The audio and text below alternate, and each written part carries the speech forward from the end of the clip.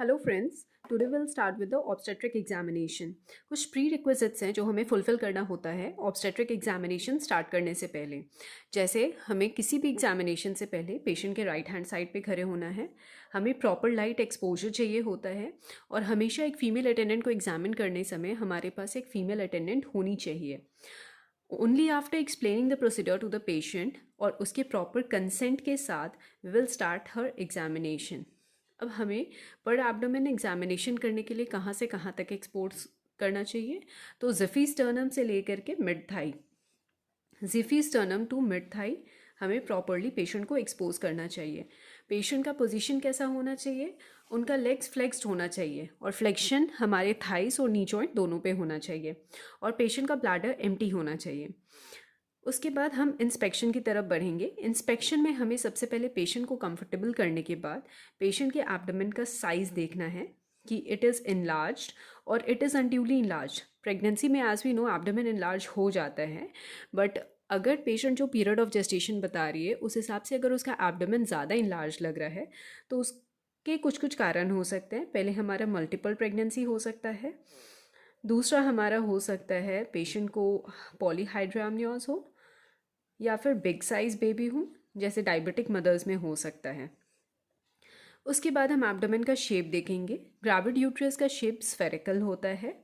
उसके बाद एब्डोमेन का ओवॉइड देखेंगे कि ओवॉइड हमारा लॉन्गिट्यूडनली ओवॉइड है और ट्रांसवर्सली ओवॉइड है या ओब्लिकली ओवॉइड है। नॉर्मली पेशेंट का बेबी अगर केफालिक प्रेजेंटेशन में है या ब्रीच प्रेजेंटेशन में है तो लॉन्गिट्यूडनल अवॉइड होता है। अगर ट्रांसवर्स प्रेजेंटेशन है तो ट्रांसवर्सली अवॉइड होगा और अगर ओब्लिक प्रेजेंटेशन है तो ओब्लिकली अवॉइड होगा।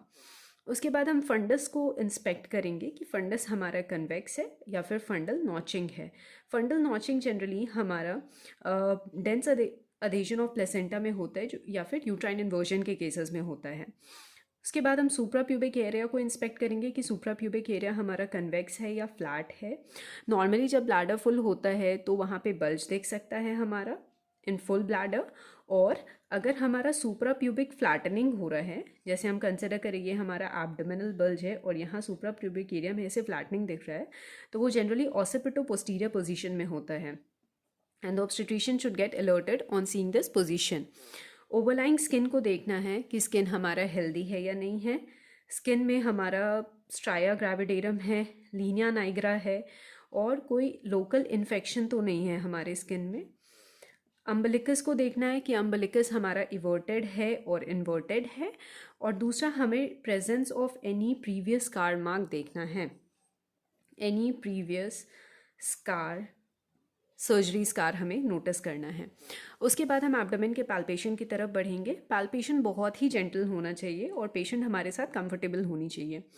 जब भी यूट्रस कॉन्ट्रैक्टेड फेज में हो या ब्रैक्सटन से कॉन्ट्रैक्शन हो पेशेंट को, तो उस समय पैल्पेशन नहीं करना चाहिए बिकॉज हमें एग्जैक्ट फाइंडिंग्स पेशेंट के पता नहीं चल पाएंगे। पैल्पेशन में हम 4 ग्रिप्स है हमारे, उसको हम फाइंडिंग एलिसिट करते हैं और ये हमेशा यूट्रस को सेंट्रलाइज करने के बाद ही किया जाता है। बहुत बार क्या होता है कि यूट्रस डेक्स्ट्रोवर्टेड होता है और रेट्रोवर्टेड होता है या फिर हमारा लीवोवर्टेड होता है, तो उस केस में एग्जैक्ट फंडल हाइट हमें नहीं पता चल पाता है, एग्जैक्ट प्रेजेंटेशन नहीं पता चल पाता है, इसीलिए पैल्पेशन में डिफ़िकल्टी होती है। उसके बाद पैल्पेशन में हम सिम्फाइजियो फंडल हाइट मेजर करेंगे।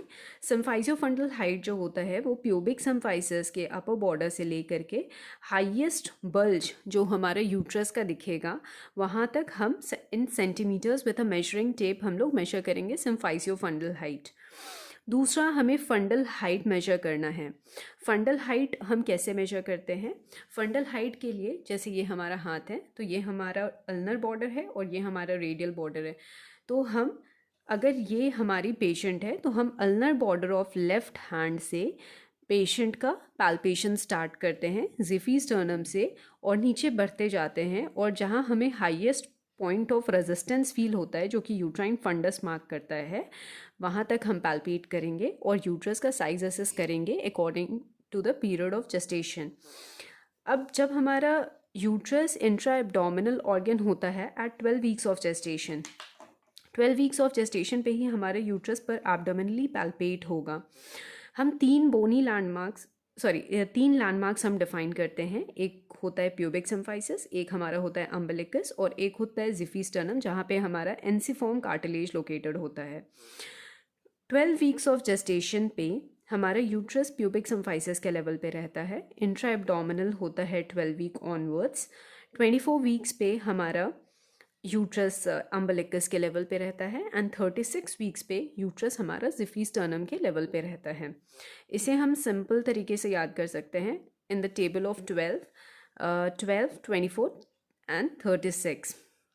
अब हम प्यूबिक सिम्फाइसिस और अम्बिलिकस के बीच के एरिया को हम 3 पार्ट्स में डिवाइड कर लेते हैं, 3 पार्ट्स में डिवाइड करते हैं और उसे क्वार्टरली प्लॉट कर देते हैं। जैसे ये अगर हमारा यूट्रस 12 वीक्स पे प्यूबिक सिम्फाइसिस के लेवल पे है तो 16 वीक्स पे वो अम्बिलिकस और प्यूबिक सिम्फाइसिस के बीच में जो डिस्टेंस है उसके लोअर 1/3 के अपर बॉर्डर पे लाई करेगा। उसके बाद ये हमारा 20 वीक्स हो जाएगा, फिर अम्बिलिकस के लेवल पे 24 वीक्स हो जाएगा। वैसे ही हम अम्बिलिकस और जिफीस्टर्नम के लेवल के बीच को भी हम 3 पार्ट्स में डिवाइड करते हैं। तो ये हमारा 28 वीक्स होगा, ये 32 वीक्स होगा, ये 36 वीक्स होगा। फिर जैसे ही पेशेंट नियर टर्म आती है और ये हमारा पेल्विस हम मान ले, तो हमारा बेबी जब पेल्विस में डिसेंड करता है तो फंडल हाइट भी हमारा रिड्यूस होते जाता है।